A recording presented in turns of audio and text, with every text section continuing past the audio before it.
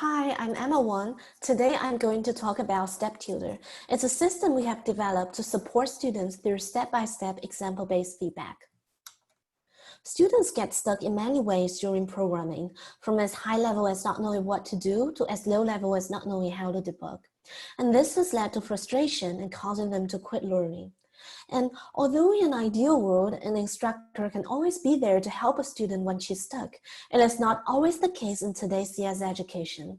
We have a limited number of CS instructors compared to the growing size of CS students. Automated feedback is a kind of programming feedback that helps students in these scenarios. These feedback can be easily deployed for a lot of students to use it to practice programming by themselves at the same time and get feedback when they're stuck. And they're shown to be really effective to help students get unstuck and progress. For example, Next Step Hint is a common form of automated feedback. It gives students a suggestion to make an edit to their code. It is powerful because it tells you exactly what you need to do in order to progress. For example, ITAP Python Tutor gives Next Step Hint in Python. ACT Lisp Tutor gives Next Step Hints in Lisp. And iSnap gives Next Step Hints in Snap programming environments. But the flip side is that they aren't always shown to support learning. So when a student gets stuck, ask for feedback and then progress, they may not learn the necessary programming strategy that's brought by the feedback. So when they face a similar barrier next time, they may get stuck again.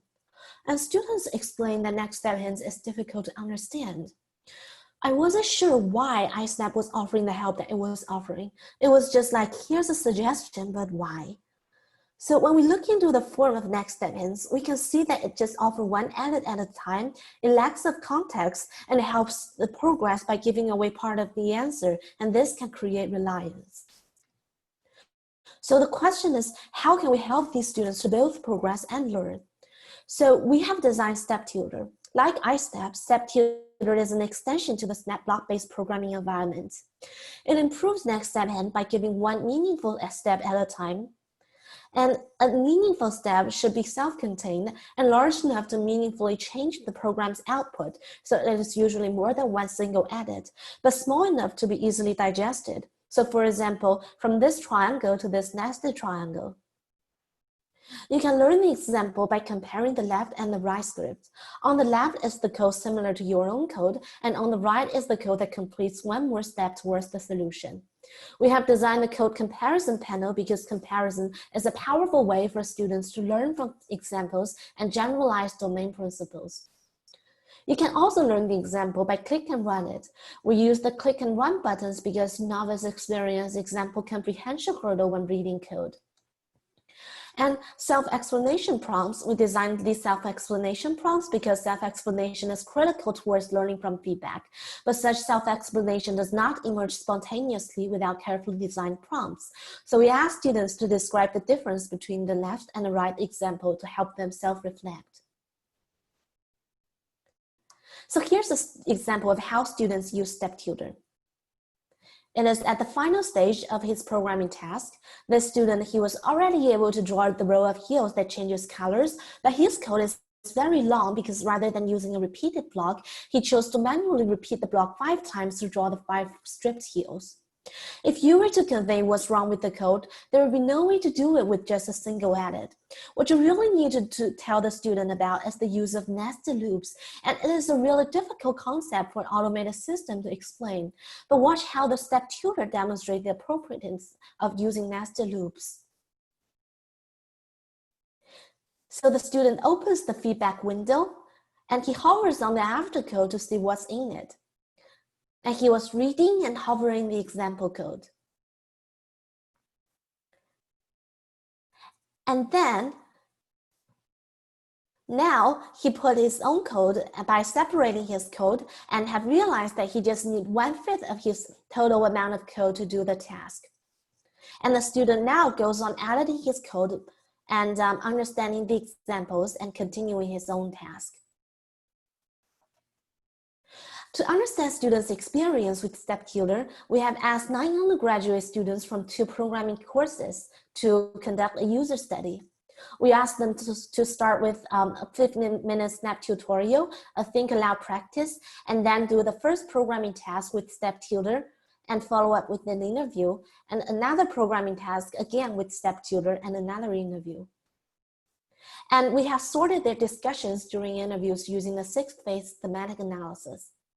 Here are the themes we have found among students' experience about their motivation, activities, and the affordances they perceive from step tutor. We found that students leverage step tutor in a variety of ways to achieve different goals. We have found that students interacted with step tutor with different levels of frequencies. For example, high use group interacted with step tutor with high frequencies, and it offers us perspectives to connect the themes and understand different students' needs and activities. For example, students in the low use group frequently only ask the example once or less than once per task, and they ask the example just to glance to locate the change.